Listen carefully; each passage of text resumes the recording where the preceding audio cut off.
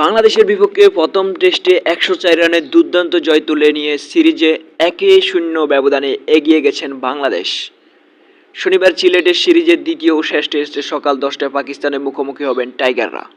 তবে ম্যাচ শেষের আগে ইনজুরিতে ছিটকে গেছেন ওপেনার সাদমান ইসলাম।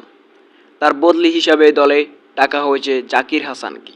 আরেক ওপেনার মাহমুদুল হাসান জয়ও চোটে আক্রান্ত হওয়ার তার খেলা এখনও অনিশ্চিত, তাই একাদশে তানজিদ হাসান তামিমের সুযোগ প্রায় নিশ্চিত। অন্যদিকে জয় খেলাতে না পারলে ওপেনিংয়ে দেখা যেতে পারে জাকির হাসানকে। এছাড়াও প্রথম টেস্টে প্রত্যাশামতো ফর্ম করতে না পারায় এবাদত হোসেন জায়গার সুযোগ পেতে পারেন শরীফুল ইসলাম।